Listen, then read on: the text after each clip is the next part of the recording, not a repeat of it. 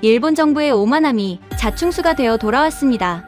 독도 상공 훈련을 문제 삼으며 대한민국 전투기의 급유를 거부한 일본 정부. 한국 따위 없이도 일본은 이미 완벽하다며 오만한 발언을 일삼았죠. 하지만 단 열흘 뒤 일본 총리의 대만 개입 발언에 중국이 들고 일어섰고, 중국의 즉각적인 보복에 일본은 수십조 엔의 손실을 보게 됐습니다. 양국이 군사적 충돌까지 염두하고 있던 바로 그때 미국에서 날아온 충격적인 보고서 한 장은 일본 방위성을 경악하게 했습니다. 미국 합참의 분석 결과 대한민국의 개입이 없으면 중공군 투입 시 일본은 쑥대밭이 될 것이다. 뒤늦게 상황 파악이 끝난 일본은 독도 문제에 대해 사과하며 대한민국 없이 일본 안보는 성립할 수 없다 라며 고개를 숙였습니다. 도대체 무슨 일이 벌어진 걸까요? 독도 상공을 날았다고 급유를 거부한다. 역시 일본다운 선택이네요. 보고서를 내려놓으며 코웃음을 쳤습니다.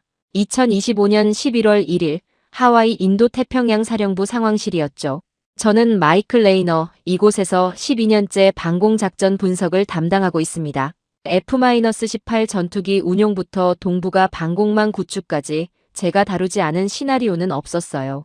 그날 아침 전달받은 문서는 간단했습니다. 한국 공군 블랙이글스가 UAE 에어쇼 참가 중 일본 나하 기지에 급유를 요청했고 일본이 거부했다는 내용이었죠. 이유는 독도 상공 비행. 저는 당연한 반응이라고 생각했습니다. 일본은 늘 그런 식이었으니까요.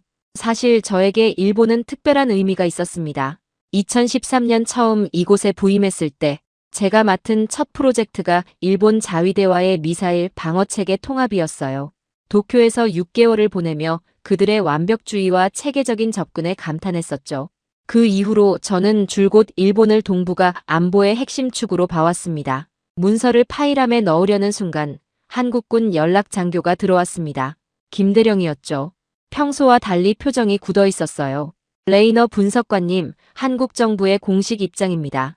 그가 건넨 종이를 펼쳤더니 짧은 문장 하나가 적혀 있었습니다. 한일 합동구조훈련 무기한 보류, 군악대 교류 행사 취소. 저는 어깨를 으쓱했습니다. 감정적인 대응이군요. 며칠이면 풀리겠죠. 김대령은 고개를 저었어요. 이번은 다릅니다. 급유는 인도적 지원의 기본입니다. 그걸 정치적으로 이용했다는 건. 그는 말을 멈췄습니다. 저는 여전히 대수롭지 않게 여겼죠. 그런데 김대령이 또 다른 문서를 꺼냈습니다. 이것도 보셔야 할 것 같습니다. 한국 합참의 내부 지침이었어요. 일본과의 모든 실시간 정보 공유를 중단한다는 내용이었습니다. ISR 데이터, 레이더 정보, 심지어 날씨 정보까지. 저는 처음으로 눈썹을 치켜 올렸어요. 바로 그때였습니다. 상황실 스피커에서 긴급 알람이 울렸어요. 오키나와 남서쪽 200캐리 지점, 어선 조난 신호였습니다. 평소라면 한일 합동수색 구조팀이 즉시 움직였을 텐데 이번엔 달랐어요. 일본 해상보안청이 단독으로 움직이기 시작했습니다. 화면을 보던 제 옆자리 동료가 중얼거렸습니다. 뭔가 어색하네요. 저도 느꼈습니다. 일본 구조선의 움직임이 평소보다 느렸어요. 한국 해경과의 협조 없이 수색구역을 설정하느라 시간이 걸리는 것 같았습니다. 실제로 조난 위치 확정까지 평소보다 15분이 더 걸렸죠. 작전 테이블 위의 해도를 보니 문제가 더 명확해졌습니다. 한국과 일본이 공유하던 수색 그리드가 이제는 각자의 영역으로 나뉘어 있었어요. 중간에 애매한 공백이 생긴 거죠. 조난 신호가 하필 그 경계 지역에서 발생한 겁니다. 나하 기지에서 연락이 왔습니다. 한국 측 정보 공유가 중단됐습니다. 수색 패턴을 재설정 중입니다. 목소리에 당황함이 묻어났어요. 저는 처음으로 펜을 멈췄습니다. 단순한 급유 거절이 실제 작전에 영향을 주고 있었던 겁니다. 상황실에 부사령관이 걸어왔습니다. 레이너, 무슨 일인가? 저는 상황을 간단히 설명했어요. 그의 표정이 굳어졌습니다. 한국 P-3 초계기들이 평소 그 구역을 담당했었지. 그들의 센서 데이터 없이 일본이 단독으로 수색한다고? 그는 고개를 저었어요. 김대령이 조용히 말했습니다. 레이너 분석관님, 작년 한일 합동 SAR 훈련 보고서 기억하시죠? 협력 시 구조 성공률이 42%에서 68%로 상승했습니다. 저는 그 숫자를 기억했어요. 하지만 그때까지도 일시적인 문제라고 생각했죠. 상황실 대형 화면에 동중국해 지도가 떴습니다. 붉은 점들이 하나둘 나타나기 시작했어요. 중국 군용기들이었습니다. 평소보다 많았죠. 12대가 넘는 전투기와 조기 경보기가 대만 해협 북쪽으로 이동하고 있었습니다. 해군 정보관이 브리핑을 시작했습니다. 중국이 일본 총리의 대만 발언에 반응하고 있습니다. 외교부 대변인이 오늘 오후 특별 성명을 발표한다고 합니다. 그는 잠시 멈췄다가 덧붙였어요. 베이징 소식통에 따르면 이번엔 단순한 비난 성명이 아닐 거라고 합니다. 저는 순간 머릿속에서 뭔가 연결되는 느낌을 받았습니다. 일본의 급유 거절, 한국의 협력 중단, 그리고 중국의 움직임. 이 세 가지가 우연의 일치일까요? 특히 지금 타이밍이 절묘했어요. 한일 협력이 약해진 바로 그 순간에 중국이 움직이기 시작한 겁니다. 합참에서 긴급 전문이 도착했습니다. 한국 ISR 자산 운용 중단으로 동중국해, 감시 공백 우려라는 제목이었어요. 저는 문서를 열었습니다. 그래프와 수치들이 빼곡했죠. 한국 조기경보 자산이 커버하던 구역, 일본 레이더망의 사각지대, 그리고 그 사이에 생긴 틈. 문서를 읽으며 깨달았습니다. 우리가 그동안 당연하게 여겼던 한국의 역할이 얼마나 컸는지를. 한국 공군의 E-737 조기경보기가 매일 8시간씩 비행하며 메워주던 공백 KC-330 공중급유기가 연장해주던 일본 전투기들의 작전 시간. 이 모든 것이 중단된 거였어요. 내부 회의가 소집됐습니다. 태평양 사령관 직속 참모들이 모였죠. 사령관이 물었습니다. 레이너, 당신 판단은? 저는 잠시 망설였습니다. 12년 경력 중 처음으로 확신이 서지 않았어요. 일본 중심의 방어선은 여전히 유효합니다만 제 목소리가 작아졌습니다. CIA 일본 담당관이 끼어들었습니다. 레이너, 일본 외무성이 중국의 성명 발표를 앞두고 비상대책회의를 열었습니다. 내부 소식통에 따르면 상당히 긴장하고 있다고 합니다. 그는 태블릿을 들어 보였어요. 일본 언론들이 속보를 쏟아내고 있었습니다. 저는 다시 조난 구조 현황을 확인했습니다. 일본 구조선이 여전히 현장을 찾지 못하고 있었어요. 이미 30분이 지났습니다. 한국 해경의 헬기 지원이 없으니 수색 범위가 제한적이었죠. 시간이 흐를수록 생존 가능성은 떨어지고 있었습니다. 구조작전실과 직통전화가 울렸습니다. 일본 해상보안청이었어요. 시계가 나빠지고 있습니다. 한국 측 기상 데이터를 받을 수 있을까요? 하지만 대답은 부정적이었습니다. 정보 공유가 중단된 상태였으니까요. 일본은 자체 데이터만으로 판단해야 했습니다. 김대령이 새로운 보고서를 가져왔습니다. 방금 한국 합참에서 보낸 자료입니다. 2024년 한일 합동작전 실적이에요. 저는 페이지를 넘겼습니다. 숫자들이 말해주고 있었죠. 정보 공유로 단축된 대응 시간, 협력으로 늘어난 커버리지, 공조로 높아진 성공률. 상황실에 침묵이 흘렀습니다. 모두가 같은 생각을 하고 있었어요.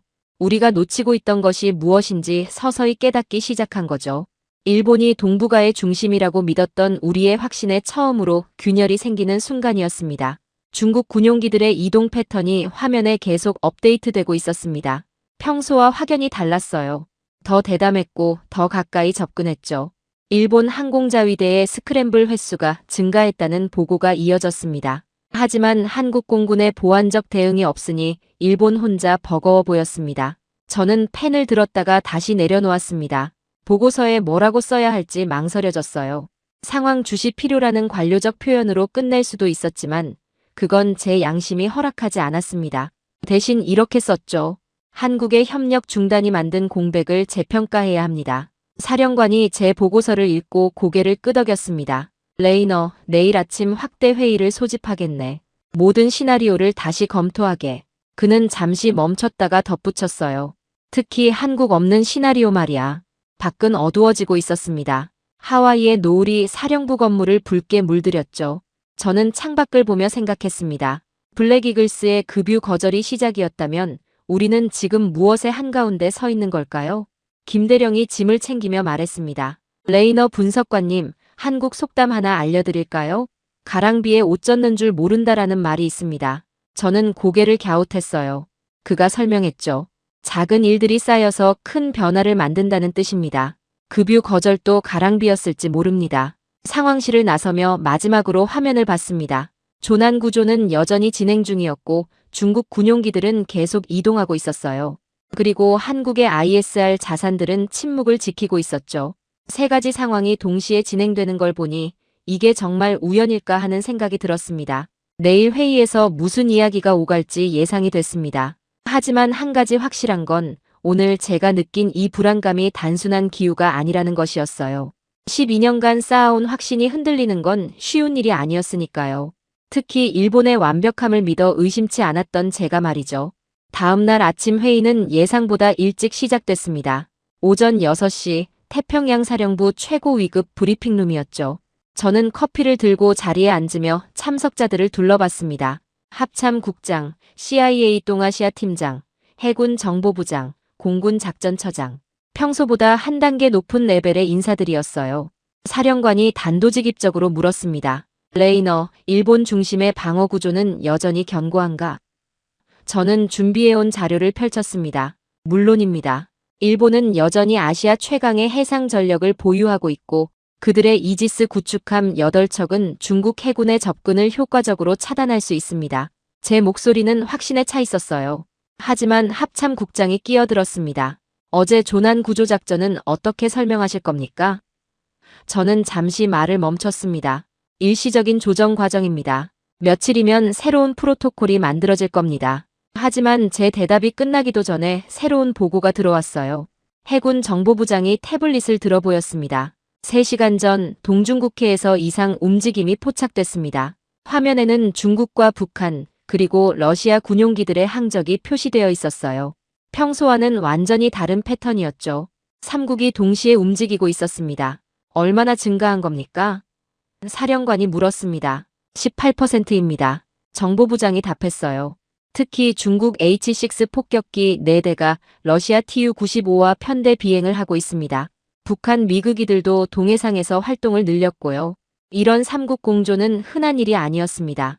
CIA 동아시아 팀장이 파일을 열었습니다. 베이징 소식통에 따르면 중국 외교부가 오늘 오후 일본에 대한 특별 성명을 발표할 예정입니다. 일본 총리의 대만 개입 발언에 대한 대응이죠. 그는 잠시 멈췄다가 덧붙였어요. 이번엔 단순한 비난이 아닐 겁니다. 구체적인 조치가 따를 거라고 합니다. 저는 여전히 낙관적이었습니다.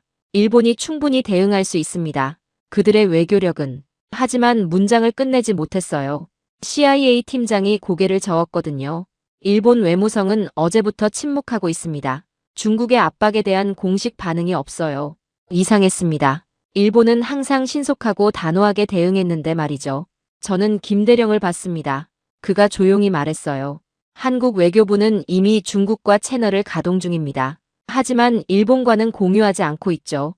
순간 회의실에 긴장감이 흘렀습니다. 합참국장이 새로운 문서를 꺼냈습니다. 제목이 충격적이었어요.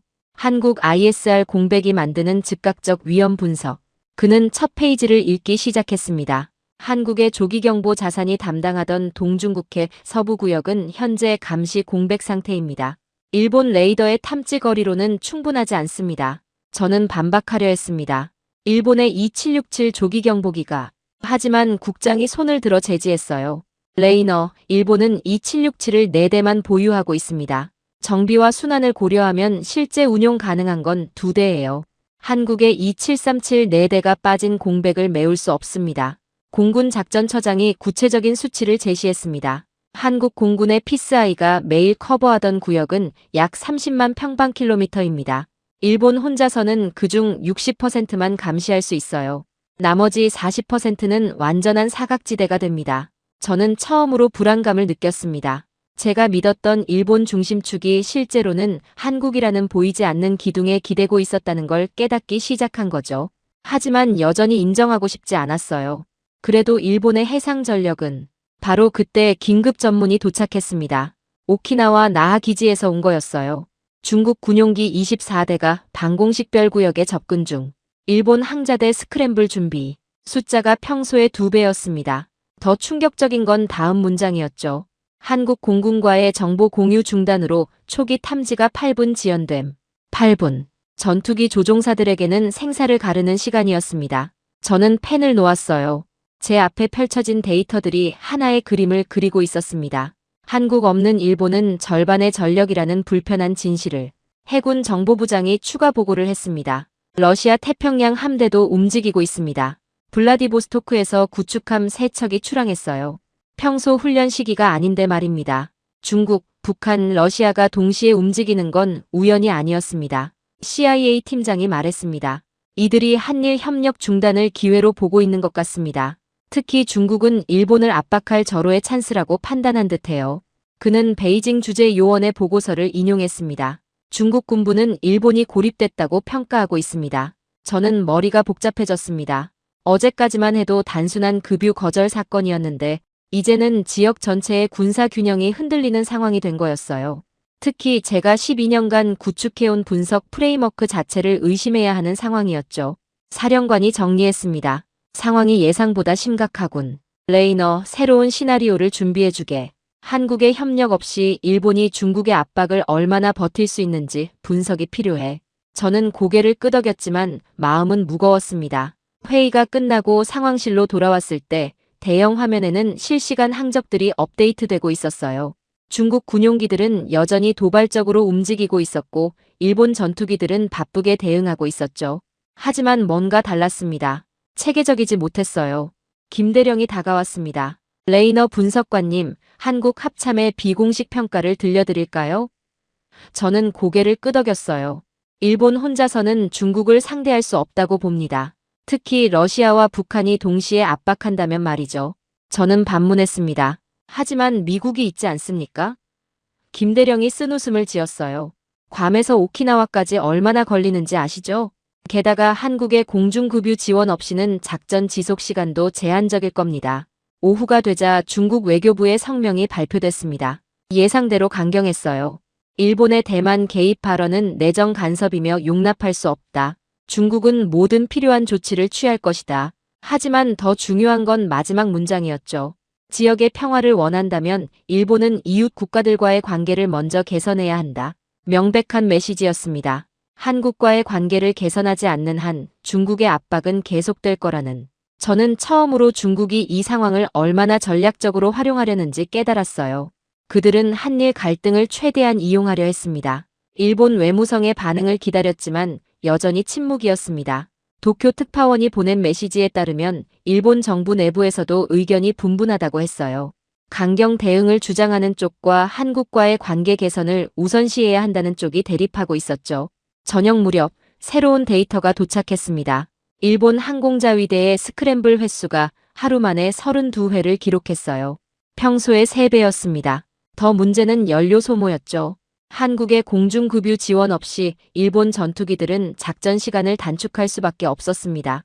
저는 보고서를 작성하기 시작했습니다. 제목을 쓰다가 멈췄어요.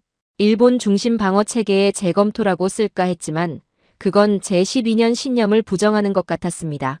대신 이렇게 썼죠. 변화하는 동북아 안보 환경과 동맹 협력의 중요성. 하지만 내용은 더 직설적이었습니다. 한국의 ISR 자산과 공중급유 능력 없이 일본의 방공체계는 심각한 공백을 노출한다. 특히 중국, 러시아, 북한의 동시 압박 상황에서는 더욱 그렇다. 쓰면서도 믿기지 않았어요. 제가 이런 결론을 내리고 있다니. 김대령이 퇴근하며 말했습니다. 레이너 분석관님, 우리가 얼마나 서로에게 의존하고 있는지 이제야 아시는 것 같네요. 저는 대답하지 못했습니다. 그의 말이 맞았으니까요. 창밖을 보니 또다시 해가 지고 있었습니다. 하지만 어제와는 다른 노을이었어요. 불안과 의구심이 섞인 그런 색깔이었죠. 상황실 화면에는 여전히 붉은 점들이 움직이고 있었습니다. 중국과 러시아의 군용기들이었죠. 그리고 그 사이를 외롭게 비행하는 일본 전투기들. 내일은 더 많은 데이터가 들어올 겁니다. 그리고 저는 더 불편한 진실과 마주해야 할 거예요. 일본이 혼자가 아니었다는 것. 그리고 한국이 단순한 조연이 아니라 또 다른 주연이었다는 사실을 말이죠. 새벽 4시 반, 또다시 긴급 알람이 울렸습니다. 이번엔 동중국해 남쪽 대만과 오키나와 중간 지점이었어요. 화물선 한 척이 조난 신호를 보내고 있었죠. 저는 침대에서 벌떡 일어나 상황실로 달려갔습니다. 어제와 비슷한 상황이 반복되는 게 우연은 아닌 것 같았어요. 상황실에 도착하자 당직 장교가 브리핑을 시작했습니다. 파나마 국적 화물선입니다. 승조원 23명, 엔진 화재로 표류 중이라고 합니다. 화면에는 조난 위치가 깜빡이고 있었어요. 하필이면 또 한일 구조협력구역의 경계선이었습니다. 나하 기지 지휘관과 화상통화가 연결됐습니다. 레이너 분석관, 우리가 단독으로 나가야 합니다. 한국 해경은 협력 중단을 이유로 출동하지 않겠다고 통보해왔어요. 그의 얼굴에는 피로가 역력했습니다. 어제 조난 사건 이후 제대로 쉬지 못한 것 같았죠. 저는 물었습니다. 예상 도착 시간은? 그가 머뭇거리며 답했어요. 최소 2시간 반입니다.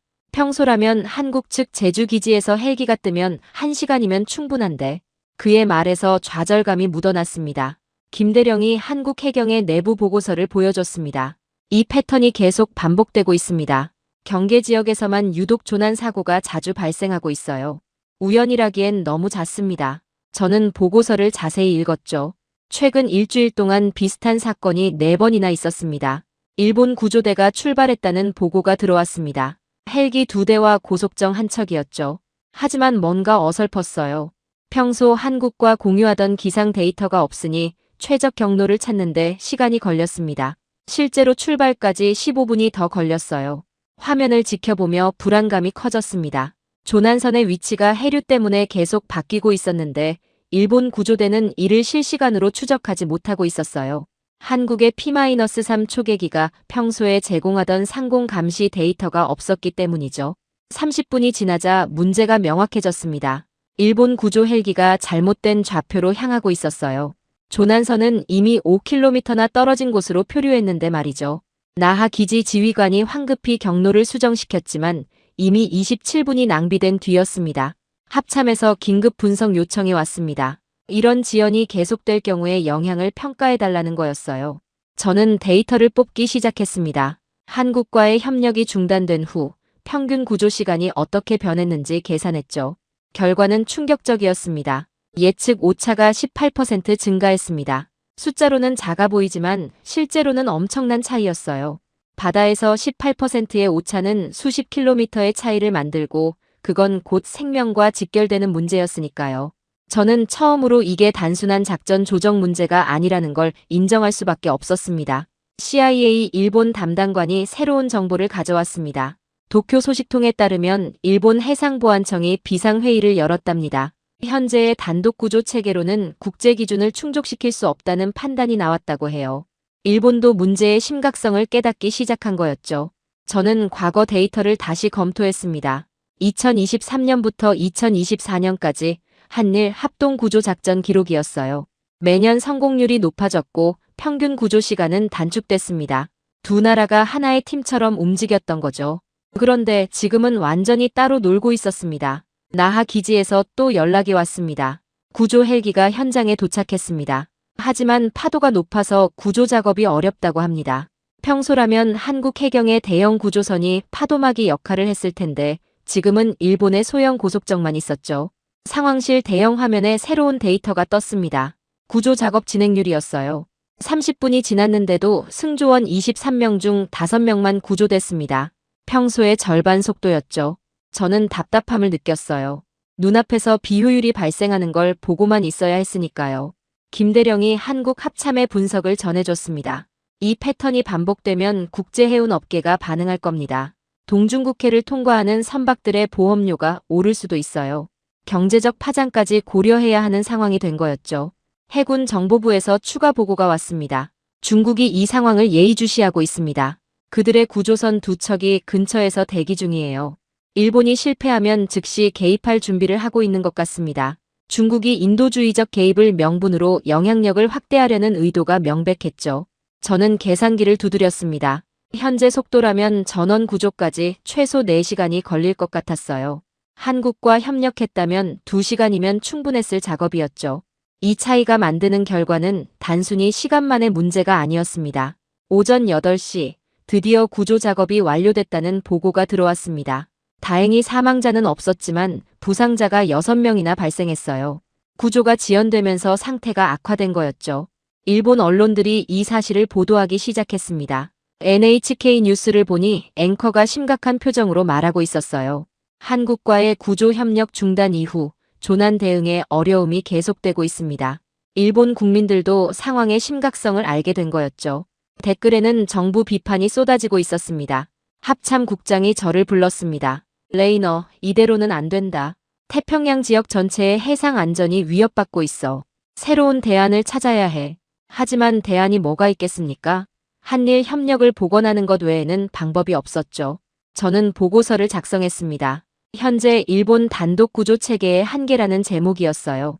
내용은 더욱 직설적이었습니다. 한국과의 협력 없이 일본은 기존 구조 성공률의 60% 수준만 유지할 수 있다. 이는 국제해사기구의 권고 기준에 미달한다. 쓰면서도 놀라웠습니다. 제가 일본의 한계를 이렇게 명확하게 지적하고 있다니. 하지만 데이터가 말해주는 사실을 부정할 수는 없었어요. 숫자는 거짓말을 하지 않으니까요. 오후가 되자 일본 방위상이 기자회견을 열었습니다. 현재 상황을 심각하게 받아들이고 있다는 원론적인 발언뿐이었어요. 한국과의 관계 개선에 대한 언급은 없었죠. 여전히 자존심을 굽히지 못하는 것 같았습니다. 김대령이 말했습니다. 일본이 먼저 움직이지 않으면 한국도 움직이지 않을 겁니다. 이건 단순한 급유 문제가 아니라 상호 존중의 문제거든요. 그의 말이 맞았어요. 기술적 문제 뒤에는 항상 감정과 자존심이 있었으니까요. 저녁 무렵 새로운 위험구역 지도가 완성됐습니다. 한국과의 협력이 중단된 후 고위험구역이 35%나 확대됐어요. 특히 한일 경계 수역이 가장 위험한 지역이 됐죠. 이 지도를 보며 저는 확신했습니다. 이 상황은 더 악화될 거라고. 상황실을 나서며 마지막으로 화면을 봤습니다. 오늘 구조된 화물선이 일본 항구로 들어가고 있었어요. 무사히 구조됐지만 과정은 너무나 비효율적이었죠. 이런 일이 계속 반복된다면 언젠가는 정말 큰 사고가 날지도 모른다는 불안감이 들었습니다. 밤하늘을 올려다봤습니다. 별들이 선명하게 빛나고 있었어요. 하지만 그 아래 바다에서는 보이지 않는 균열이 계속 벌어지고 있었죠. 한국과 일본 사이의 협력이라는 보이지 않는 그물망이 찢어지면서 말입니다. 내일은 무엇이 기다리고 있을까요? 저는 불안한 마음으로 숙소로 향했습니다. 이제 겨우 사흘째인데 상황은 계속 악화되고 있었어요. 그리고 저는 여전히 진짜 위기가 오지 않았다는 걸 알고 있었죠. 중국이 본격적으로 움직이기 시작한다면 그때는 정말 감당할 수 없을지도 모릅니다. 침대에 누워서도 잠이 오지 않았습니다. 머릿속에서는 계속 숫자들이 맴돌았어요. 18%의 오차, 27분의 지연, 35% 확대된 위험구역. 이 숫자들이 그려내는 그림은 하나였습니다. 협력 없는 안보는 사상 누각이라는 불편한 진실이었죠. 새벽 5시, 제 핸드폰이 미친 듯이 울렸습니다. 합참 긴급 호출이었죠. 레이너 즉시 상황실로. 전화기 너머로 들리는 긴박함에 잠이 확 달아났습니다. 뭔가 심상치 않은 일이 벌어지고 있다는 직감이 들었어요. 상황실에 도착하자마자 대형 화면을 보고 숨이 멎을 뻔했습니다. 붉은 삼각형 12개가 대만 북쪽에서 동중국해로 빠르게 이동하고 있었어요. 중국 공군의 대규모 전개였습니다. H-6 폭격기 4대, J-16 전투기 6대, 그리고 KJ-500 조기경보기 2대. 이런 규모는 훈련이 아니었죠. 당직 참모가 긴급 브리핑을 시작했습니다. 오전 4시 45분 중국 동부전구 공군 기지에서 동시 이륙했습니다. 현재 대만 해협을 넘어 동중국해로 진입 중입니다. 그의 목소리가 떨리고 있었어요. 10년 경력의 그가 이렇게 긴장한 모습은 처음이었습니다. 저는 일본 방공망 상황을 확인했습니다. 그런데 이상했어요. 중국 군용기들이 이미 방공식별구역에 가까이 왔는데도 일본의 초기 대응이 없었습니다. 나하 기지와 통화를 시도했죠. 왜 스크램블이 없습니까? 대답은 충격적이었습니다. 지금 막 탐지했습니다. 11분이나 늦었어요. 11분. 전투기 속도로 계산하면 200km 이상의 차이였습니다. 저는 즉시 원인을 분석했어요. 답은 명확했죠. 한국의 조기경보기가 평소에 감시하던 서쪽 구역이 완전한 사각지대가 된 거였습니다. 일본 레이더만으로는 그 거리를 커버할 수 없었어요. 합참 국장이 황급히 들어왔습니다. 상황이 어떻습니까? 저는 화면을 가리키며 설명했어요. 중국이 의도적으로 한국 ISR이 담당하던 구역으로 침투했습니다. 일본이 가장 취약한 곳을 정확히 알고 공략한 거죠. 국장의 얼굴이 창백해졌습니다. 일본 항공자위대가 뒤늦게 F-15 8대를 긴급 발진시켰다는 보고가 들어왔습니다. 하지만 이미 늦었어요. 중국 군용기들은 목표 지점에 도달해 선회하기 시작했습니다. 센카쿠 10도에서 불과 150km 떨어진 곳이었죠. 이렇게 가까이 접근한 건 처음이었습니다. 저는 실시간 추적 화면을 자세히 봤습니다. 일본 전투기들의 움직임이 혼란스러웠어요. 평소처럼 체계적이지 못했죠. 한국 공군과 공유하던 전술 데이터가 없으니 각자 판단해서 움직이는 것 같았습니다. 효율성이 현저히 떨어졌어요. CIA 동아시아 팀장이 긴급 정보를 가져왔습니다. 베이징 군사 전문가의 분석입니다. 일본 방공망의 서쪽 구멍을 확인했다. 한국 없는 일본은 절반의 눈을 감은 것과 같다고 평가하고 있어요. 중국이 이 상황을 얼마나 정확히 파악하고 있는지 보여주는 대목이었죠. 더 충격적인 건 다음이었습니다. 추적 화면에 갑자기 붉은 공백구역이 깜빡이기 시작했어요. 시스템이 자동으로 경고를 보낸 거였죠. 탐지 불가 구역 약 8만 평방킬로미터. 서울시 면적의 130배가 넘는 공간이 완전한 사각지대가 된 거였습니다. 해군 정보 장교가 추가 분석을 제시했습니다. 현재 일본의 레이더 탐지율이 평소 대비 74%로 떨어졌습니다. 특히 적어도 침투 항공기에 대한 식별률은 절반 수준이에요. 숫자가 말해주는 현실이 너무나 명확했죠. 일본 혼자서는 하늘을 제대로 지킬 수 없었습니다. 저는 처음으로 진짜 공포를 느꼈습니다. 이건 단순한 작전 차질이 아니었어요. 전략적 취약점이 완전히 노출된 거였죠. 만약 중국이 진짜로 공격한다면 11분의 탐지 지연은 치명적일 수 있었습니다. 그 시간이면 미사일이 목표에 도달하고도 남으니까요. 일본 방위성에서 긴급 화상회의 요청이 왔습니다. 스크린에 나타난 일본 항공망료장의 얼굴은 긴장으로 굳어 있었어요. 레이너 씨, 우리가 놓친 게 무엇입니까? 저는 솔직하게 답했습니다. 한국의 조기경보 능력이 일본 방공의 핵심이었다는 사실입니다. 그는 잠시 침묵했다가 물었습니다. 미국의 지원으로 메울 수 있습니까? 저는 고개를 저었어요. 괌에서 조기경보기를 띄워도 작전 반경이 제한적입니다. 게다가 한국의 KC-330 급유 지원 없이는 채공 시간도 짧아요. 그의 표정이 더욱 어두워졌습니다. 바로 그때 또 다른 경보가 울렸습니다. 북한에서도 미그 29 4대가 이륙했다는 거였어요. 동시에 러시아 공군도 Tu-95 폭격기 2대를 일본에 상공으로 보냈습니다. 삼면에서 동시에 압박이 들어온 거죠. 이런 조직적인 움직임은 우연이 아니었습니다. 저는 급히 시뮬레이션을 돌렸습니다.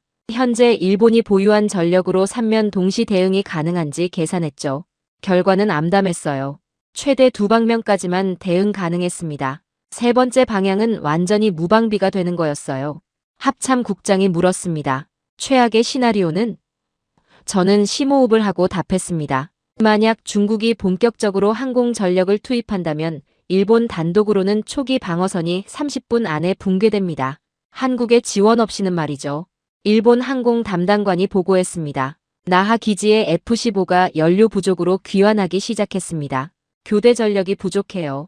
평소라면 한국 공군의 F-15K나 F-35가 공백을 메워줬을 텐데 지금은 일본 혼자 모든 걸 감당해야 했죠.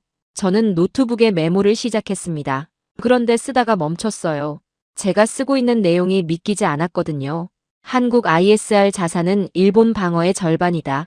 한국 없는 일본은 맹인과 같다. 12년간 일본 중심으로 생각해온 제가 이런 결론을 내리고 있다니.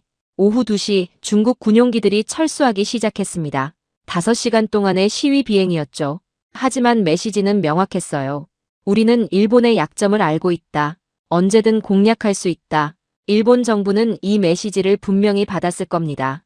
NHK 긴급 뉴스가 시작됐습니다. 중국 군용기의 대규모 접근에 대해 자위대가 뒤늦게 대응했다는 비판이 제기되고 있습니다. 일본 국민들도 뭔가 잘못됐다는 걸 느끼기 시작한 거였죠. 전문가들은 방공망에 구멍이 생겼다고 직설적으로 표현했습니다. 김대령이 조용히 다가왔습니다. 레이너 분석관님, 이제 아시겠죠? 한국이 단순한 지원 세력이 아니라는 걸. 저는 고개를 끄덕였습니다. 더 이상 부정할 수 없었어요. 한국은 일본 방어의 핵심 파트너였고 그들 없이 일본은 반쪽짜리 방패에 불과했습니다. 저녁 무렵 새로운 위협평가 보고서를 작성했습니다. 제목은 한국 ISR 부재가 만드는 전략적 공백이었어요. 내용의 첫 문장은 이랬습니다. 일본 방공망의 서쪽 구멍은 한국만이 메울 수 있다. 쓰면서도 손이 떨렸어요. 제 신념 체계가 완전히 무너지는 순간이었으니까요. 합참 국장이 보고서를 읽고 말했습니다. 레이너, 당신이 옳았어. 일본은 혼자가 아니었던 거야. 우리가 그걸 몰랐을 뿐이지. 그의 말이 맞았습니다. 우리는 너무 오랫동안 일본의 힘만 보고 한국의 역할을 과소평가했던 거였어요. 밤 10시, 일본 방위상이 긴급 기자회견을 열었습니다. 오늘 발생한 사태를 심각하게 받아들이고 있습니다. 방공 체계의 개선이 필요합니다. 하지만 여전히 한국과의 협력 재개에 대한 언급은 없었어요. 자존심이 현실을 인정하는 걸 막고 있는 것 같았습니다. 상황실을 나서기 전 마지막으로 화면을 봤습니다. 동중국해는 다시 조용해졌어요. 하지만 그건 폭풍 전의 고요함 같았죠. 중국은 오늘 확인했을 겁니다. 한국 없는 일본이 얼마나 취약한지를. 그리고 그들은 분명 이 약점을 다시 공략할 거예요. 숙소로 돌아가는 길에 하늘을 올려다봤습니다. 구름 사이로 별들이 희미하게 보였어요. 저 하늘을 지키는 것이 얼마나 어려운 일인지, 그리고 그것이 혼자서는 불가능하다는 걸 오늘 뼈저리게 느꼈습니다. 침대에 누워서도 잠이 오지 않았어요. 머릿속에는 계속 그 붉은 공백구역이 떠올랐습니다. 8만 평방킬로미터의 사각지대. 그곳으로 무엇이든 들어올 수 있었죠. 그리고 일본은 그것을 막을 수 없었습니다. 한국 없이는 말이죠. 내일은 또 무슨 일이 벌어질까요? 중국이 오늘의 성공에 고무되어 더 대담한 행동을 할지도 모릅니다. 그리고 저는 확신했어요. 상황은 더 악화될 거라고. 왜냐하면 중국은 이제 일본의 아킬레스건을 찾아냈으니까요. 오전 9시 상황실 대형 화면에 갑자기 CNN 속보가 떴습니다. 베이징발 긴급 뉴스였죠. 앵커의 표정부터 심상치 않았어요. 중국 관영 매체가 방금 충격적인 영상을 공개했습니다. 어제 베이징에서 열린 중일 외교 회담 장면입니다. 화면이 전환되자 상황실 전체가 순간 정적에 잠겼습니다. 영상 속에서 일본 외무성 아시아 대양주 국장 가나이 마사아키가 고개를 깊이 숙이고 있었습니다. 맞은편 중국 외교관은 팔짱을 낀 채 그를 내려다보고 있었죠. 더 충격적인 건 중국 외교관이 한 손을 주머니에 넣은 채 뭔가를 설명하는 장면이었어요. 외교 의전상 있을 수 없는 모욕적인 자세였습니다. CIA 동아시아 팀장이 황급히 들어왔습니다. 이 영상이 웨이보와 더우인에서 이미 5억 뷰를 넘었습니다. 중국 전역에서 실시간 트렌드 1위예요. 그는 태블릿을 보여줬죠. 중국 네티즌들의 댓글이 쏟아지고 있었습니다. 일본이 무릎을 꿇었다. 이것이 진정한 외교력이다. 같은 조롱이 가득했어요. 저는 영상을 다시 봤습니다. 37초짜리 짧은 영상이었지만 그 파급력은 어마어마했어요. 특히 마지막 장면이 치명적이었죠. 가나이 국장이 서류를 받으며 연신 고개를 조아리는 모습이었습니다. 중국이 의도적으로 편집한 것 같았지만 영상 자체는 조작이 아니었어요. 일본 NHK가 긴급 특보를 내보냈습니다. 정부는 해당 영상에 대해 외교 회담의 일부를 악의적으로 편집한 것이라고 해명했습니다. 하지만 이미 늦었어요. 전 세계 언론이 이 영상을 받아 보도하기 시작했으니까요. BBC는 일본 외교의 굴욕적 순간이라는 제목을 달았습니다. 합참 국장이 물었습니다. 레이너, 이게 단순한 외교적 실수인가? 저는 고개를 저었어요. 아닙니다. 중국이 치밀하게 계획한 거예요. 일본이 한국과의 관계를 망친 지금 가장 취약한 타이밍을 노린 겁니다. 혼자서는 중국의 압박을 견딜 수 없다는 걸 전 세계에 보여준 거죠. 오전 10시 중국 상무부가 첫 번째 보복 조치를 발표했습니다. 일본 단체 관광 즉시 중단. 짧은 문장이었지만 파장은 컸어요. 작년 한 해 중국인 관광객이 일본에서 쓴 돈이 2조 1천억 엔이 넘었으니까요. 일본 관광업계는 즉시 비상사태를 선언했습니다. 하지만 이건 시작에 불과했습니다. 1시간 뒤 중국 국가발전개혁위원회가 두 번째 폭탄을 터뜨렸어요. 히토류 대일 수출 재검토. 히토류는 전자제품과 전기차 배터리의 핵심 소재였죠. 일본 전체 수입량의 58%를 중국에 의존하고 있었습니다. 도쿄 증시가 즉각 반응했습니다. 니케이 지수가 30분 만에 3% 급락했어요. 특히 전자업체와 자동차 회사들의 주가가 폭락했죠. 도요타는 5%, 소니는 6%나 떨어졌습니다. 시장이 패닉에 빠진 거였어요. 미 해군 분석 장교가 새로운 데이터를 가져왔습니다. 일본 산업통상자원부 내부 자료입니다. 현재 히토류 비축량으로는 최대 3개월밖에 버틸 수 없다고 해요. 대체 공급원을 찾는 데는 최소 1년이 걸릴 거고요. 일본 경제의 생명줄이 중국 손에 있었던 거죠. 점심시간 세 번째 타격이 왔습니다. 중국 민용항공국이 일본 상공 통과 항공로 재조정을 발표한 거예요. 사실상 일본행 항공편을 대폭 줄이겠다는 뜻이었죠. 이미 예약된 항공권만 800만 장이 넘었는데 모두 취소 위기에 놓인 거였습니다. 일본 국토교통성이 긴급 추산한 피해 규모가 화면에 떴습니다. 관광산업 직접 손실 2조 1천억엔, 연관산업 포함 시 5조엔. 일본 GDP의 1%에 달하는 규모였어요. 단 하루 만에 일본 경제가 흔들리기 시작한 거죠.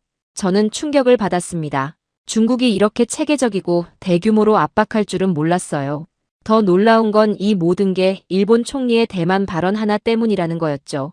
그리고 일본이 이렇게 무력하게 당하는 이유는 명백했습니다. 한국이라는 완충지대가 사라졌기 때문이었어요. CNN이 IMF 수석 이코노미스트와 인터뷰를 진행했습니다. 일본의 대중국 히토류 의존도는 58%입니다. 이것이 완전히 차단된다면 일본 제조업은 심각한 타격을 받을 겁니다. 그는 덧붙였죠. 특히 한국과의 협력 관계마저 악화된 상황에서는 대안을 찾기 어려울 겁니다. 오후 3시 일본 경제산업성이 비상대책회의를 소집했다는 뉴스가 떴습니다. 하지만 뾰족한 수가 없어 보였어요. 호주나 인도에서 히토류를 수입하려 해도 중국만큼의 양을 확보하기는 불가능했고 무엇보다 가격이 2배 이상 비쌌으니까요. 김대령이 한국산업부의 분석을 전해줬습니다. 아이러니하게도 한국 기업들은 이미 히토류 공급원을 다각화했습니다. 중국 의존도를 30%대로 낮췄죠. 일본이 한국과 협력했다면 이런 위기를 피할 수 있었을 텐데요. 그의 말에 뼈가 있었습니다. 저녁 6시 또 다른 굴욕적인 영상이 공개됐습니다. 이번엔 일본 경제단체 연합회 대표단이 베이징에서 중국 상무부 관리들을 만나는 장면이었어요. 일본 측 대표들이 연신 고개를 숙이며 뭔가를 부탁하는 모습이었죠. 중국 측은 무표정하게 듣기만 했고요. 중국 환구시보가 일면 헤드라인으로 일본 무릎 꿇고 히토류 구걸이라는 제목을 달았습니다. 사실과 다를 수 있지만 영상이 주는 인상은 정확히 그랬어요. 일본 재계 총수들이 중국 앞에서 초라해 보였으니까요. 도쿄 특파원이 현지 상황을 전해왔습니다. 긴자거리가 텅 비었습니다. 중국인 관광객이 사라지자 매출이 반토막 났다고 해요. 호텔 예약 취소율이 70%를 넘었고요. 일본 경제의 중국 의존도가 이렇게 높은 줄 몰랐다는 자조 섞인 목소리도 들렸죠. 합참 국장이 저를 불렀습니다. 레이너, 이 상황을 어떻게 봅니까? 저는 솔직하게 답했어요. 일본이 완전히 고립됐습니다. 군사적으로는 한국의 지원을 잃었고 경제적으로는 중국의 보복을 받고 있죠. 이런 상황에서 미국만 바라볼 수밖에 없는데 우리가 모든 걸 해결해 줄 순 없습니다. 밤 9시 일본 총리가 대국민 담화를 발표했습니다. 현재의 어려움을 극복하기 위해 최선을 다하겠다는 원론적인 내용이었어요. 중국에 대한 대응도 한국과의 관계 개선도 언급하지 않았죠. 여전히 현실을 인정하지 못하는 것 같았습니다. 하지만 일본 국민들의 반응은 달랐습니다. 트위터에는 왜 한국과 싸우고 있는가? 블랙이글스 급유를 거부한 게 이 사태의 시작이었다 같은 비판이 쏟아졌어요. 여론이 돌아서기 시작한 거죠. 상황실 화면에 새로운 데이터가 떴습니다. 오늘 하루 일본이 입은 경제적 손실 추정치였어요. 주가 하락으로 인한 시가총액 손실 80조엔, 관광 예약 취소, 3조엔, 히토류 가격 상승으로 인한 추가 비용 2천억엔. 단 하루 만에 일본 경제가 이만큼 흔들렸습니다. 저는 보고서를 작성하며 깨달았습니다. 중국의 보복 규모가 이렇게 크고 체계적인 이유는 일본이 혼자이기 때문이었어요. 한국이 옆에 있었다면 중국도 이렇게 전면적으로 압박하지는 못했을 겁니다. 두 나라를 동시에 상대하기는 부담스러웠을 테니까요. 자정이 가까워질 무렵 로이터가 단독 보도를 냈습니다. 일본 정부 고위 관계자, 한국과의 관계 개선 필요성 인정. 익명의 관계자는 현재 상황을 타개하려면 한국과의 협력이 필수적이라고 말했다고 해요. 처음으로 일본 내부에서 현실을 인정하는 목소리가 나온 거였죠. 저는 숙소로 돌아가며 생각했습니다. 오늘 본 영상들, 숫자들, 그리고 일본의 무력한 대응. 이 모든 게 한국의 부재가 만든 결과였어요. 일본은 동북아의 경제 대국이지만 혼자서는 중국의 압박을 견딜 수 없었습니다. 침대에 누워서도 그 굴욕적인 영상이 계속 떠올랐어요. 고개 숙인 일본 외교관, 무릎 꿇은 것처럼 보이는 재계 인사들. 이게 한국 없는 일본의 현실이었습니다. 그리고 저는 확신했죠. 이건 시작에 불과하다고. 중국은 이 기회를 절대 놓치지 않을 테니까요. 새벽 4시 저는 잠을 설친 채 상황실로 향했습니다. 어제 본 굴욕 영상들이 계속 머릿속을 맴돌았어요. 그런데 상황실에 도착하자 이미 고위급 인사들이 모여 있었습니다. 태평양 사령관, 합참 의장, CIA 부국장까지. 이런 면면이 한자리에 모인 건 9.11 테러 이후 처음이었죠. 태평양 사령관이 단도직입적으로 말했습니다. 신사숙녀 여러분, 우리는 동북아 전략을 완전히 재검토해야 합니다. 지난 닷새간의 사태는 우리의 기본 전제가 틀렸음을 보여줬어요. 그는 잠시 멈췄다가 덧붙였죠. 레이너, 당신이 준비한 시뮬레이션 결과를 보여주시오. 저는 심호흡을 하고 발표를 시작했습니다. 지난 48시간 동안 합참, CIA, 태평양 사령부 합동팀이 새로운 시뮬레이션을 돌렸습니다. 한국의 군사적 지원 없이 일본이 중국의 전면적 압박에 대응할 수 있는가를 분석한 거죠. 화면에 첫 번째 그래프가 떴습니다. 한국 ISR 자산 부재 시 일본의 초기 대응 실패 확률이 37% 증가합니다. 숫자가 화면에 크게 표시됐어요. 그래프의 붉은 선이 급격히 상승하는 모습이 충격적이었죠. 이는 단순한 통계가 아닙니다. 실제 전투 상황에서 37%의 실패 확률 증가는 전선 붕괴를 의미합니다. CIA 부국장이 질문했습니다.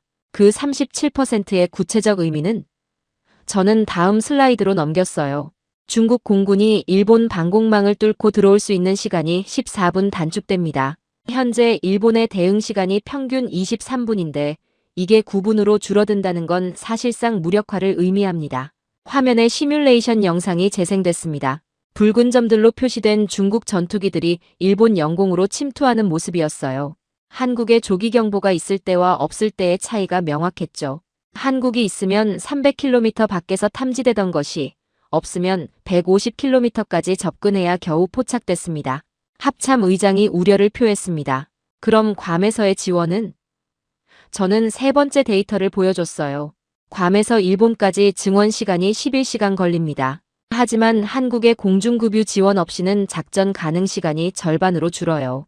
실질적 전력 투입이 30% 감소한다는 뜻입니다. 더 충격적인 데이터가 이어졌습니다. 일본 해상자위대의 대잠 작전 능력도 문제입니다. 한국 해군의 P-3와 P-8이 담당하던 동해 남부와 대한해협 감시가 공백이 되면서 중국 잠수함의 침투 가능성이 56% 증가했습니다. 제가 이 숫자를 말하자 회의실에 무거운 침묵이 흘렀어요. 태평양 사령관이 물었습니다. 레이너, 당신의 결론은?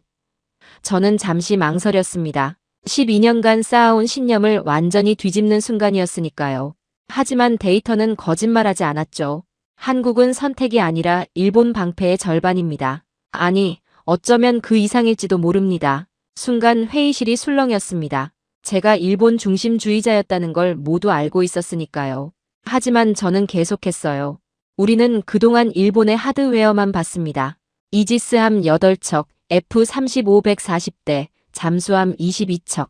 하지만 이 모든 전력은 한국이라는 센서와 연결될 때만 제대로 작동합니다. CIA 분석센터 국장이 추가 자료를 제시했습니다. 레이너의 분석이 맞습니다.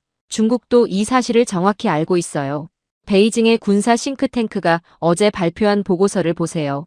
화면에 중국어 문서가 떴고 영어 번역이 함께 표시됐죠. 한일 분리는 미국 태평양 전략의 최대 약점이라는 제목이었습니다. 보고서 내용은 더욱 직설적이었습니다. 한국 없는 일본은 장님이고 일본 없는 한국은 주먹 없는 권투선수다. 이 둘을 분리시키는 것이 중국의 최우선 전략 목표가 되어야 한다.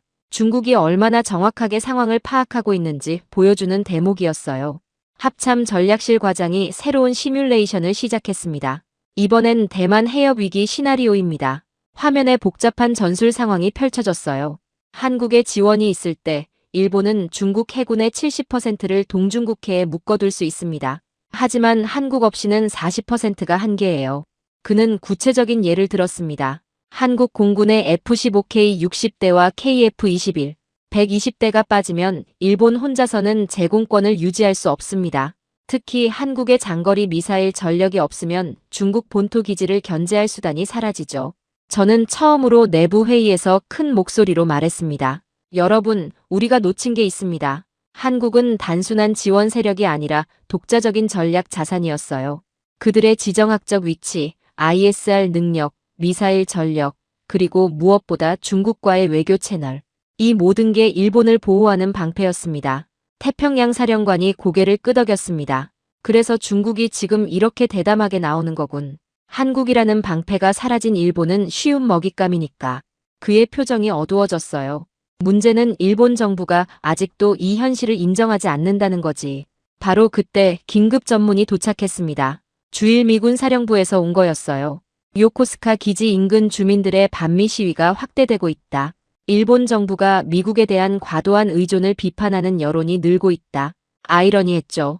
한국을 잃은 일본이 미국에 더 의존하게 됐는데 그것조차 부담스러워하고 있었으니까요.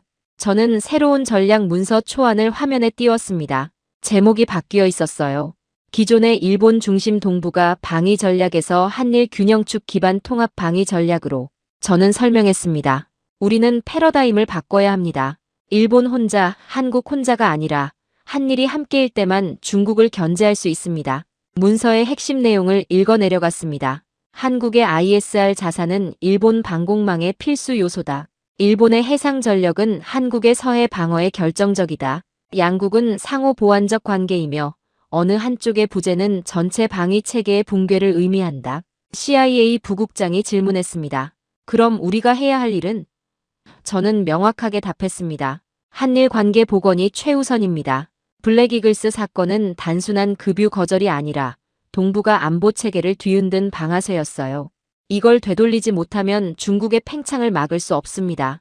합참 의장이 결론을 내렸습니다. 레이너의 분석을 공식 입장으로 채택한다. 한국은 일본 방위의 절반이며 동북아 안정의 핵심 축이다. 이를 국방부와 백악관에 즉시 보고하라. 역사적인 순간이었어요. 미국이 공식적으로 한국의 전략적 중요성을 일본과 동등하게 인정한 거였으니까요. 회의가 끝나고 저는 상황실에 혼자 남았습니다. 대형 화면에는 여전히 동북아 지도가 떠 있었어요. 한국과 일본 두 나라가 나란히 표시되어 있었죠. 저는 12년 만에 처음으로 이 지도를 제대로 본 것 같았습니다. 일본만 보느라 한국을 놓쳤던 제 자신이 부끄러웠어요. 김대령이 다가왔습니다. 레이너 분석관님, 오늘 발표 인상적이었습니다. 저는 쓴웃음을 지었어요. 늦었지만 이제라도 깨달아서 다행입니다. 한국이 얼마나 중요한지를. 그가 말했죠. 미국이 이걸 인정했으니 일본도 곧 현실을 받아들일 겁니다. 저녁 무렵 로이터 통신이 우리 회의 결과를 특종으로 보도했습니다. 미국, 한국을 일본과 동등한 전략 파트너로 공식 인정. 이 뉴스는 즉시 전 세계로 퍼졌어요. 특히 도쿄와 베이징의 반응이 주목됐죠. 일본은 당황했고 중국은 긴장했습니다. NHK는 저녁 9시 뉴스에서 이 소식을 톱으로 다뤘어요. 전문가 패널이 나와서 토론을 벌였는데 한 교수가 인상적인 말을 했습니다. 우리는 너무 오만했다. 한국 없이도 충분하다고 생각했지만 현실은 정반대였다. 일본 내부에서도 변화의 목소리가 나오기 시작한 거였죠. 밤 11시, 저는 최종 보고서를 마무리했습니다. 마지막 문장을 쓰면서 많은 생각이 들었어요. 한일 협력은 선택이 아니라 생존의 문제다. 두 나라가 함께할 때만 동북아의 평화와 안정을 지킬 수 있다. 12년 전 처음 이곳에 왔을 때는 상상도 못했던 결론이었습니다. 오전 10시, 도쿄에서 역사적인 기자회견이 열렸습니다. 일본 방위상 하마다 야스카즈가 직접 나선 거였죠. 저는 상황실에서 실시간으로 지켜봤는데 그의 표정부터 달랐어요. 평소에 경직된 모습이 아니라 뭔가 무거운 결단을 내린 사람의 얼굴이었습니다. 하마다 방위상이 입을 열었습니다. 순간 상황실 전체가 숨을 죽였어요. 지난 일주일간 우리는 뼈아픈 교훈을 얻었습니다. 그는 잠시 멈췄다가 마치 무거운 돌을 들어올리듯 천천히 말을 이었죠. 한국과의 협력 없이는 일본 안보는 성립할 수 없습니다. 이 한 문장이 나오자 기자회견장이 술렁였습니다. 일본 방위수장이 공식적으로 한국의 필요성을 인정한 건 전후 처음이었으니까요. 카메라 플래시가 터지는 소리가 상황실 스피커를 통해서도 들렸어요. 저는 펜을 놓고 화면에 집중했습니다. 역사가 쓰이는 순간이었으니까요. 방위상은 구체적인 숫자를 제시하기 시작했습니다. 한일 안보 협력이 중단된 이후 우리의 조기 경보 능력은 68% 수준으로 떨어졌습니다. 동중국해 감시 공백은 22% 증가했고 긴급 대응 시간은 평균 9분이 늘어났습니다. 그가 이런 민감한 수치를 공개한다는 것 자체가 충격이었어요. 기자단 맨 앞줄에 앉은 아사히 신문 기자가 질문했습니다. 그럼 블랙이글스 급유 거절이 실수였다는 건가요? 방위상의 대답은 더욱 놀라웠습니다. 군사적 관점에서 볼 때 인도적 지원을 정치적 이유로 거부한 것은 적절하지 않았습니다. 사실상의 사과였죠. 현장에 있던 NHK 기자가 리포트를 시작했습니다. 방위성 관계자들 사이에서 안도의 한숨이 나오고 있습니다. 한 참모는 드디어 진실을 말할 수 있게 됐다고 털어놨습니다. 카메라가 회견장 뒤편 참모들을 비췄는데 그들의 표정에는 당혹감과 안도감이 동시에 묻어났어요. 회견장 한쪽에서 눈물을 훔치는 해상자위대 장교가 포착됐습니다. 나중에 알게 된 사실인데 그는 한국 해군과 10년간 합동훈련을 담당했던 사람이었어요. 동료들과 다시 일할 수 있게 되길 바란다고 짧게 말했다고 합니다. 현장의 감정이 얼마나 깊었는지 보여주는 장면이었죠. 바로 그때 나하 기지에서 화상 통화 요청이 왔습니다. 기지 참모장이었어요. 그는 저를 보자마자 말했습니다. 레이너 분석관님, 이제야 진실을 말할 수 있습니다. 그의 목소리에는 감정이 묻어났죠. 한국과의 SAR 협력이 멈춘 뒤 우리의 구조작전 리듬이 완전히 깨졌습니다. 그는 구체적인 사례를 들었습니다. 어제 발생한 조난 사고 아시죠? 평소라면 제주 해경과 협력해서 1시간 만에 끝났을 작업이 4시간이나 걸렸습니다. 한국의 헬기 지원이 없으니 수색 범위가 절반으로 줄었고 그들의 센서 데이터가 없으니 위치 추정도 부정확했어요. 참모장은 더 충격적인 이야기를 이어갔습니다. 사실 우리 구조대원 중 한 명이 어제 저에게 이직 의사를 밝혔습니다. 한국 동료들과 함께 일했던 시절이 그립다. 지금은 반쪽짜리 일을 하는 기분이라고 하더군요. 현장의 사기가 얼마나 떨어졌는지 보여주는 증언이었죠. 미 해군 데이터 센터에서 새로운 분석 결과를 보내왔습니다. 제가 화면에 띄우자 모두가 숨을 죽였어요. 한일 SAR 협력 시 구조 성공률 68%, 일본 단독 시 42%. 숫자가 명확했죠. 협력이 있을 때와 없을 때의 차이가 26%포인트. 이는 곧 생명과 직결되는 수치였습니다. 더 세부적인 데이터도 있었습니다. 평균 구조시간 협력 시 87분, 단독 시 142분. 야간 작전 성공률 협력 시 53%, 단독 시 29%. 모든 지표에서 한일 협력의 효과가 압도적이었어요. 이런 수치를 보고도 협력을 거부할 수는 없었겠죠. 나하 참모장이 계속했습니다. 더 중요한 건 심리적 영향입니다. 우리 구조대원들이 한국 동료들이 있었다면이라는 말을 하루에도 수십 번씩 합니다. 그들과 함께 훈련하고 작전했던 시간이 얼마나 소중했는지 이제야 깨닫고 있어요. CNN이 긴급 속보를 내보냈습니다. 일본 방위상, 한국과의 군사협력 복원 시급성 인정. 앵커가 전문가와 연결했는데 그의 분석이 날카로웠어요. 이는 단순한 정책 변화가 아닙니다. 일본이 전후 처음으로 안보 자립의 한계를 공식 인정한 역사적 순간입니다. 워싱턴 포스트 도쿄 특파원이 현장 분위기를 전했습니다. 기자회견장에 있던 일본 기자들도 놀라워했습니다. 한 베테랑 기자는 30년 취재 경력 중 이렇게 솔직한 방위상은 처음이라고 말했어요. 일본 정부가 얼마나 절박했는지 알 수 있는 대목이었죠. 오후 2시 한국 국방부 대변인이 기자회견을 열었습니다. 일본 방위상의 발언을 주목하고 있다는 신중한 입장을 밝혔지만 분위기는 달랐어요. 기자단의 질문도 언제 협력을 재개할 것인가로 바뀌었죠. 대치에서 대화로 흐름이 바뀌는 순간이었습니다. 주한미군 사령부에서 연락이 왔습니다. 평택 기지 한국군 연락 장교들이 일본과의 협력 재개를 강력히 건의하고 있습니다. 현장의 목소리가 하나로 모이고 있어요. 정치적 결정과 달리 현장의 군인들은 협력의 필요성을 누구보다 잘 알고 있었던 거죠.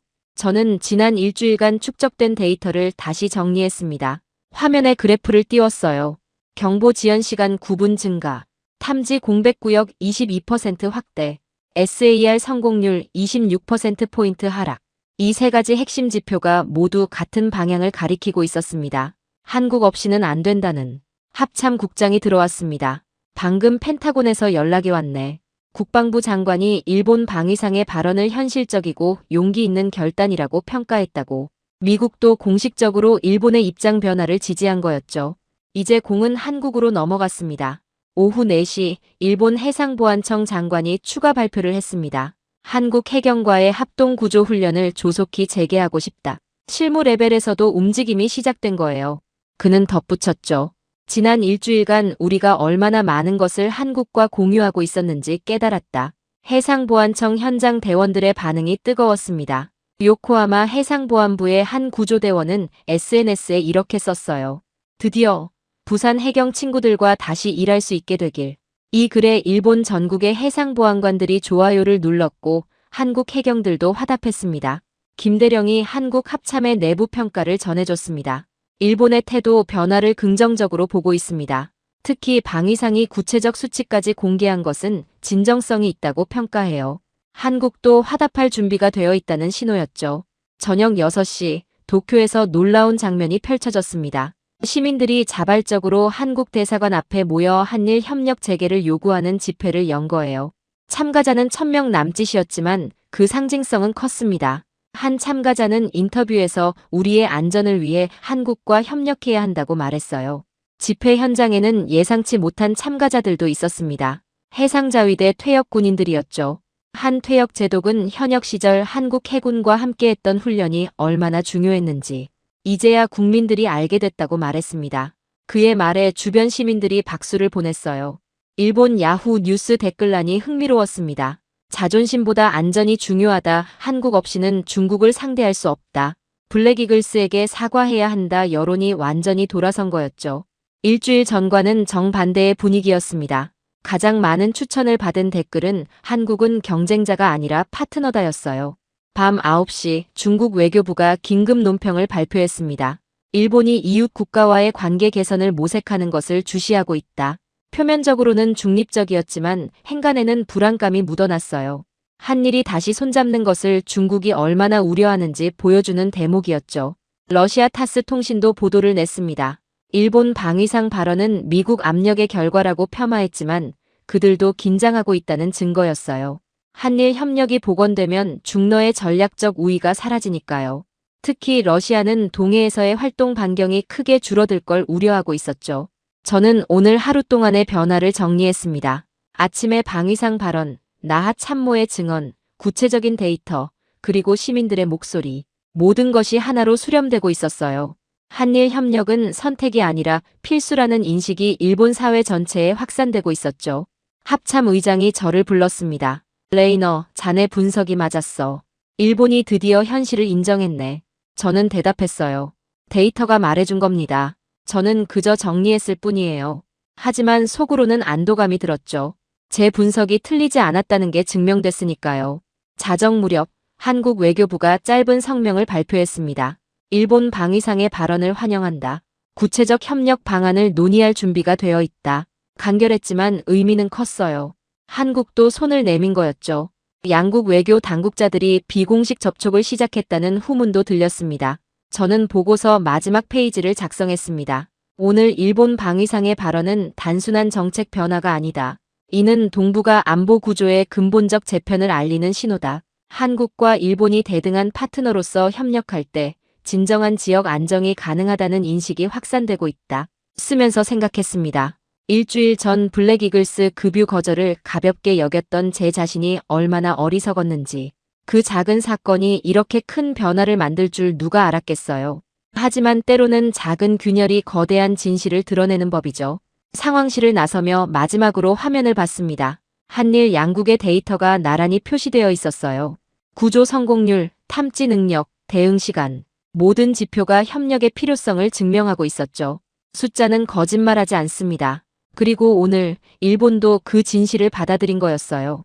일주일이 지난 아침, 저는 최종 보고서를 작성하기 위해 일찍 사무실에 도착했습니다. 책상 위에는 지난 7일간 축적된 자료들이 산더미처럼 쌓여 있었어요. 급유 거절 보고서, 조난 구조 실패 기록, 중국의 도발 데이터, 그리고 일본의 구룡 영상 분석까지. 이 모든 게 단 일주일 사이에 벌어진 일이라는 게 믿기지 않았습니다. 첫 페이지에 제목을 적었습니다. 한국 동북아 전체의 안정축. 12년 전 처음 이곳에 부임했을 때는 상상도 못했던 제목이었죠. 그때의 저였다면 일본 태평양의 불침 항모 같은 제목을 썼을 겁니다. 하지만 이제는 달랐어요.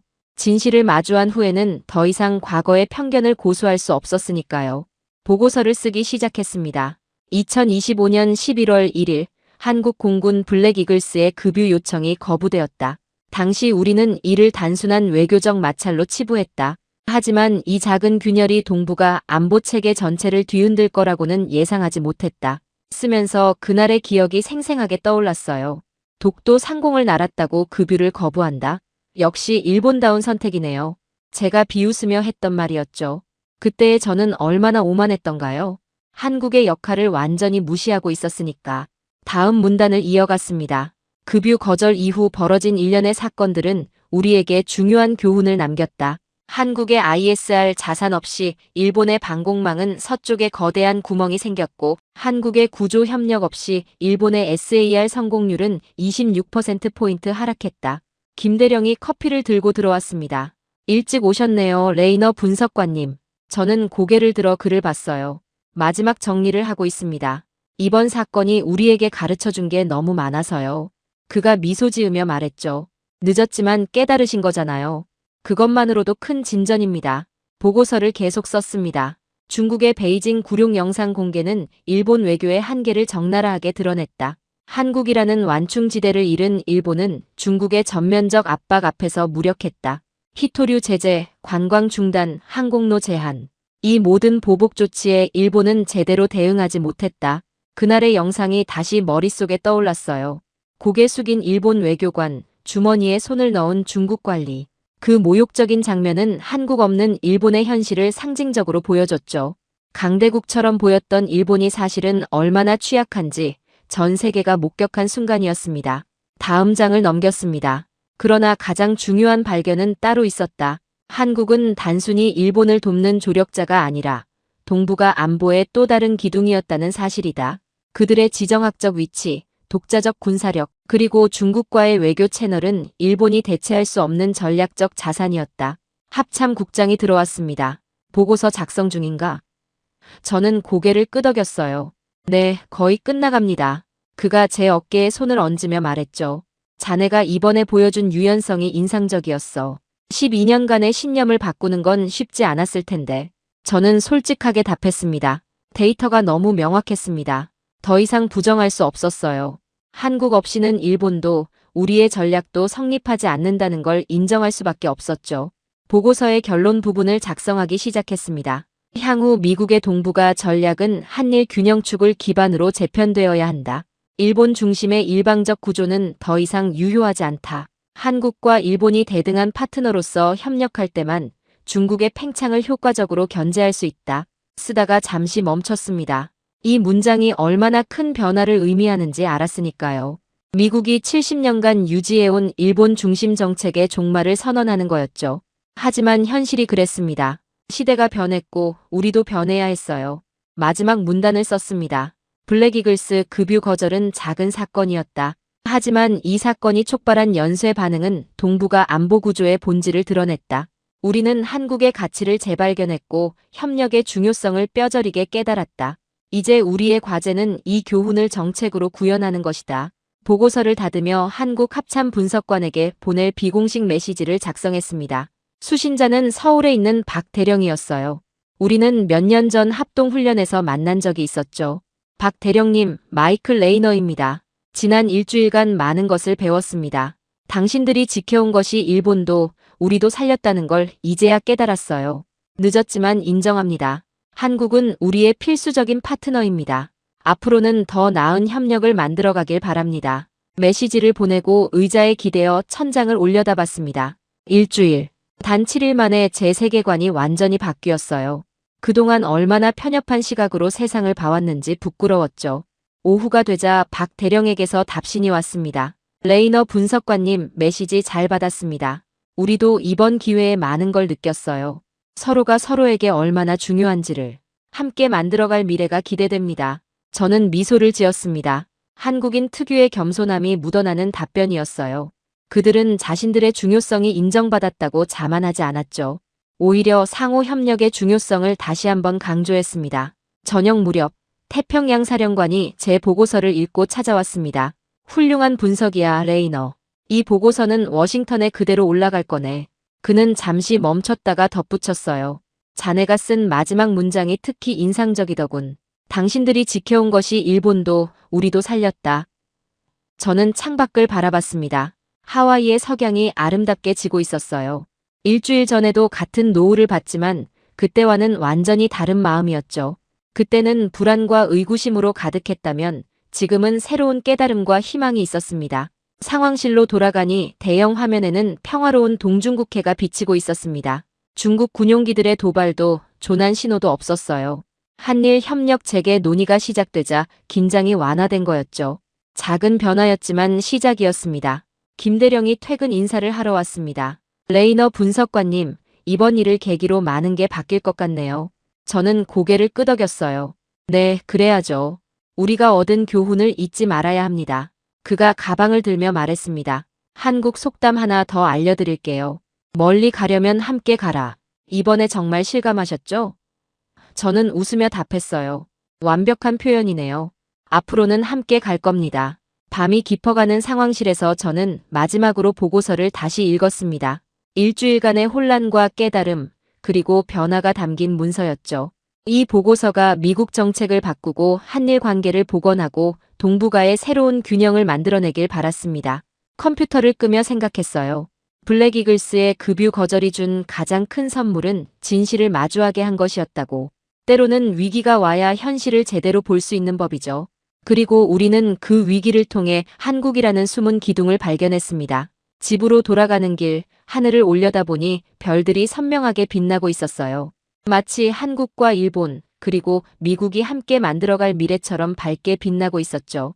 앞으로도 도전은 계속될 겁니다. 하지만 이제 우리는 혼자가 아니라는 걸 알았으니까요. 대한민국이 잘하고 있다고 생각하신다면, 한국 최고, 대한민국이 아직 멀었다고 생각하신다면, 한국 힘내라. 여러분의 생각을 댓글로 남겨주세요. 지금까지 감동을 더하다였습니다.